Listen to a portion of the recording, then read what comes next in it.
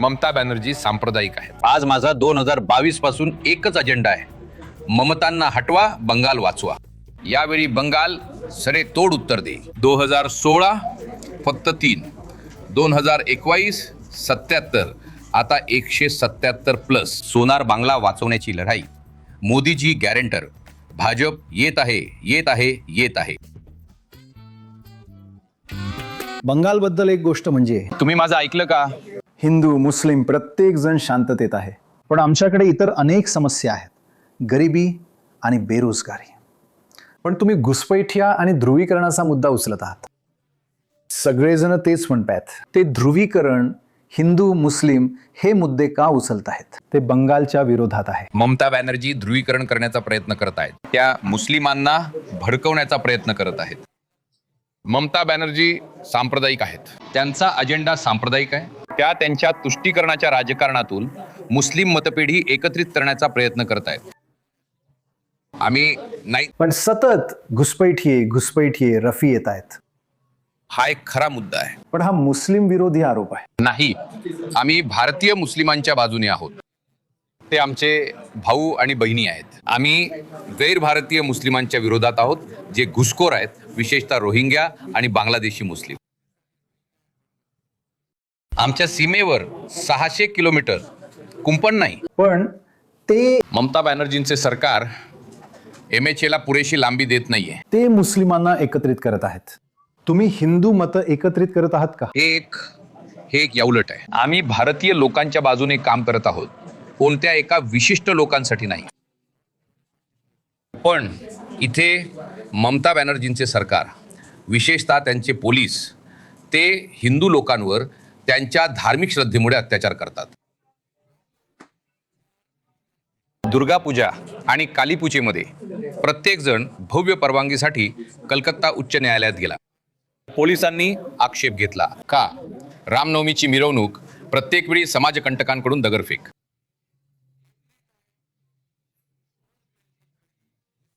Police शांत आहेत, त्यांच्या अधिकाराचा वापर करत नाहीत।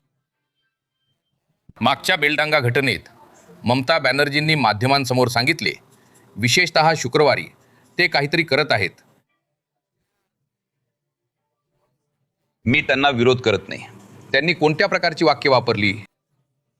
90 लाख मतदारांना अपात्र ठरवण्यात आले आहे, किंवा तुम्हाला माहिती आहे त्यांच्या मतदानाचा हक्क बजावण्यापासून रोखण्यात आले आहे। तुम्हाला वाटत नाही का की हे अन्यायकारक आहे? आणि निवडणूक आयोग, तुम्हाला माहिती आहे, मुख्य विरोधी पक्ष TMC, मुख्य सत्ताधारी पक्ष विश्वास नाही ठेवत। 90 लाख मतदार। आता मी त्यांच्या संख्येबद्दल बोलत नाहीये। मी निवडणूक आयोग आणि SIR प्रक्रियेचं समर्थन करत आहे, कारण मृत मतदार, बनावट मतदार, दुहेरी तिहेरी नोंद असलेले मतदार आणि गैर भारतीय मतदारांची नावे यादीतून काढून टाकली पाहिजेत। भारतीयांना वाचवण्यासाठी, संविधानाला वाचवण्यासाठी ही आमची अनिवार्य प्रथा आहे। आणि पारदर्शक निवडणूक घेण्यासाठी ताजी मतदार यादी हा पहिला आणि मुख्य निकष आहे।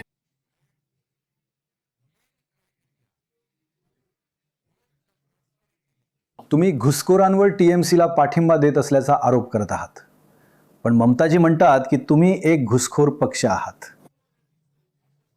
तुम्ही फक्त निवडणुकीच्या वेळीच बंगालमध्ये येता, नाहीतर तुम्ही बंगालचे नसलेले एक हिंदू पक्ष आहात। हे खूप संकुचित राजकारण आहे, सांप्रदायिक राजकारण आहे। ममता बॅनर्जी नेहमी सनातनींना भाषेच्या नावावर, जातीच्या नावावर विभाजित करण्याचा प्रयत्न करतात। पण त्या कधीही म्हणाल्या नाहीत की ते उर्दू बोलणारे मुस्लिम आहेत, ते बंगाली बोलणारे मुस्लिम आहेत।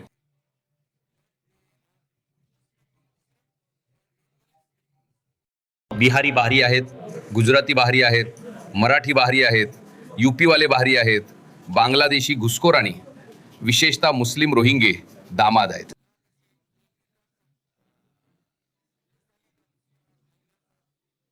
ह्यावेळी बंगाल मुंहतोड जवाब देईल। मला तुम्हाला फक्त विचारायचं आहे की एक प्रमुख मुद्दा हा आहे की आम्ही बंगालची अर्थव्यवस्था सुधार, त्या अपयशी ठरल्या आहेत, पायाभूत सुविधा वाईट आहेत वगैरे। पण अडचण ही आहे की विश्लेषक जे म्हणत आहेत की प्रत्येक राज्य जिथे भाजप आहे, बिहारपासून यूपी, छत्तीसगड, मध्य प्रदेश, झारखंड ते राजस्थानपर्यंत, त्या सर्वांमध्ये उत्पन्न बंगालपेक्षा कमी आहे.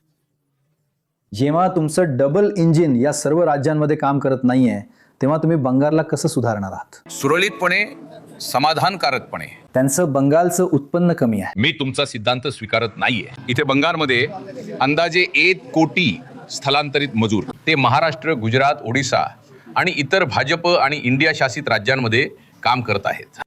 ते तिथे कमावत आहेत आणि इथे पैसे पाठवत आहेत. नाही, मी तुम्हाला तुमच्या सरकारची आकडेवारी देत आहे. नाही, मी त्यांच्या आकडेवारीवर जात नाहीये. मी जमिनीवरील वास्तवाच्या आधारावर बोलतोय. जे मी पाहतोय, मला जाणवतंय. माझ्या नंदीग्राम मतदारसंघात 30,000 स्थलांतरित मजूर आहे. महाराष्ट्रात 7,000, ओडिशात 2,000, गुजरातमध्ये 4,000. ते तिथं कमावत आहेत आणि इथं पैसे पाठवत आहेत. 2,15,00,000 बेरोजगार तरुण. ममता बॅनर्जींनी 51 रोजगार विनिमय केंद्र बंद केले. त्यांच्या राजवटीत टाटासह 6,888 उद्योग बंगाल सोडून गेले.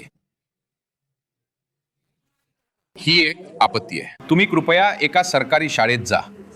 1 शिक्षक 2 शिक्षक. शिक्षक नसलेल्या शाळा सुरू आहेत. 90,000 शैक्षणिक संस्था बंद झाल्या. तुमच्या सरकारची आकडेवारी चुकीची आहे. तुमच्या सरकारची आकडेवारी. नाही, मी कोणतीही टिप्पणी करत नाहीये. प्रत्येक व्यक्ती जो भारतीय आहे त्याला मतदान करण्याची परवानगी दिली पाहिजे, बरोबर? जर तुम्हाला SIR करायचं असेल आणि मी त्याच्याशी सहमत आहे, तर मागच्या सार्वत्रिक निवडणुकीसाठी त्याला परवानगी का देण्यात आली नाही, जेणेकरून हा शेवटच्या क्षणाचा प्रकार होणार नाही. मला SIR बद्दल काही अडचण नाही. मला वाटतं आपण बरोबर आहोत. फक्त नागरिकच समर्थन करतात. वर्ष 2004 मध्ये जेव्हा संसदेची निवडणूक झाली, त्याच्या आधी 2002 मध्ये SIR मग 24 मध्ये का नाही करायचं आलं आणि ECIने 1 जानेवारी 2003 रोजी एक नवीन मतदार यादी प्रसिद्ध केली.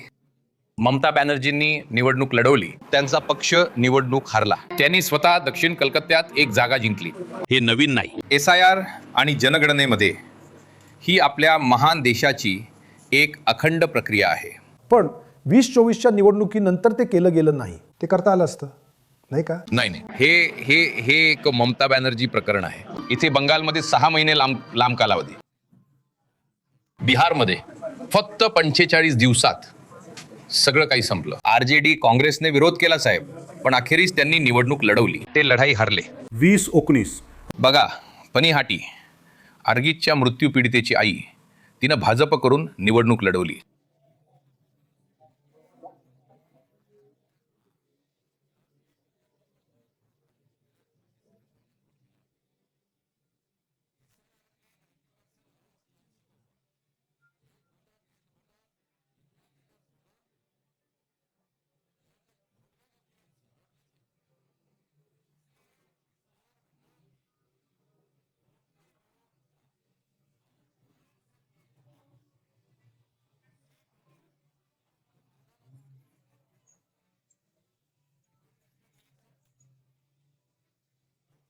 हिंगलगंजमध्ये श्रीमती रेखा पात्रा यांनी भाजपकडून निवडणूक लढवली. त्या संदेश खालीच्या महिलांचं प्रतिनिधित्व करत आहेत. कामधुनी प्रकरणातील टुंपा कोल्या टुंपा भाजपमध्ये सामील झाली. प्रत्येक स्त्रीला त्यांना सुरक्षितता आणि सुरक्षा हवी आहे. आपल्या वातत मुख्यमंत्री स्वतः जेव्हा दुर्गापूर मेडिकल कॉलेजमध्ये दुर्घटना झाली, सामूहिक बलात्कार, त्यांनी स्वतः सांगितलं की संध्याकाळनंतर तुमच्या घरातून बाहेर पडू नका. ही खूप चांगली गोष्ट नाहीये. पण जर तुम्ही महिलांच्या मतांसाठी खरोखरच उत्सुक होता, तर तुम्ही या निवडणुकीत अधिक महिला उमेदवार उभे करायला नको होते का? तुमच्याकडे सुमारे 20 आहेत, त्यांच्याकडे 50 पेक्षा जास्त महिला उमेदवार आहेत. तुम्ही अधिक महिला उमेदवारांना जागा का देत नाही? कृपया थांबा. 16 ते 18 तारखेला संसदेत एक मोठा निर्णय होईल महिला आरक्षणाचा. 1996 पासून प्रत्येक जण संसदेत, विधानसभेत महिला आरक्षणासाठी ओरडत होता. फक्त नरेंद्र मोदी महिलांच्या बाजूने काम करत आहेत. 2021 मध्ये तुम्ही चांगली कामगिरी केली नाही. 2021 पासून आतापर्यंत 21 पोट निवडणुका झाल्या आहेत. तुम्ही सर्व 21 पोट निवडणुका हारला आहात. इथे का? इथे आहे तुम्हाला त्याची चिंता वाटत नाही का? हेराफेरी. हेराफेरी हेराफेरी. पूर्णपणे. पोलीस केडर आहेत. आयपॅक हेराफेरी करत आहे आणि ममता बॅनर्जी यांनी त्यांची यंत्रणा खूप वाईट प्रकारे वापरली. कृपया 4 मे पर्यंत थांबा. भाजप प्रचंड बहुमताने सत्तेत येईल. 2016 फक्त 3, 2021 77, आता 177 अधिक. आता 177 अधिक. हो, अर्थातच. आम्ही हे भाजपचा मुख्यमंत्री पदाचा चेहरा कोण आहे, कारण आम्ही प्रचारकांची यादी पाहिली, तुमच्यापेक्षा खूप वर लिएंडर पेस आहेत. माझा 2011 मध्ये अजेंडा होता CPM हटवा, बंगाल वाचवा. आज माझा 2022 पासून एकच अजेंडा आहे, ममता हटवा, बंगाल वाचवा. माझा कोणताही वैयक्तिक अजेंडा नाही. पक्षानं सांगितले नंदीग्राम मध्ये लढा. 65,000 मुसलमानांनी सगळ्यांनी ममताला मतदान केलं. हिंदूंनी मला हे जिंकवून दिलं. माझा कोणताही वैयक्तिक अजेंडा नाही. बंगालचा कोणीतरी निवडून आलेला भाजपचा आमदारच मुख्यमंत्री होईल. भाजप एक लोकशाहीवादी पक्ष आहे. तुम्ही पुढचे मुख्यमंत्री आहात का? नाही, मी कोणतीही टिप्पणी करत नाहीये. आपण पुढच्या यांच्याशी बोलत आहोत का? भाजप एक सामूहिक कुटुंब आहे. आम्ही सर्व ममता बॅनर्जींची राजवट उकरून टाकण्यासाठी काम करत आहोत. त्यांना हटवणे हाच आमचा एकमेव अजेंडा आहे. बंगालला उद्ध्वस्त करून टाकलं. या देशाची एक सांस्कृतिक राजधानी संपवून टाकली. ते म्हणत आहेत की तुम्ही देशाचं ध्रुवीकरण करण्यासाठी काम करत आहात. तुम्ही ध्रुवीकरण करत बंगालला विभागत आहात. चूक चूक चूक. त्या कारणामुळे दिल्लीतला विजय आमचा आहे 27 वर्षानंतर. महाराष्ट्राचा विजय आमचा आहे. हरियाणात सगळ्या लोकांचा असेसमेंट संपून भाजप आला आणि बिहारमध्ये ह्यावेळी जे झालं ते तर तुम्ही पाहिलंच ना. 2024 आमचा कलिंग विजय झाला आहे. जय जगन्नाथ. 2025 जय सीता मैया. अंग जिंकून घेतला. बाकी आहे बंगाल. यावेळी होऊन जाईल. जय महाकाली म्हणून अंग बंग कलिंग.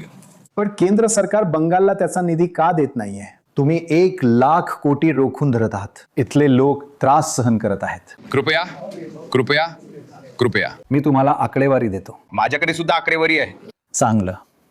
2004 ते 2014 दरम्यान UPA 1 UPA 2च्या काळात केंद्र सरकारने राज्य सरकारला 2,65,000 कोटी दिले. 2014 ते 26-31 मार्च नरेंद्र मोदीजी सरकारने पश्चिम बंगालला 10,00,000 कोटी दिले.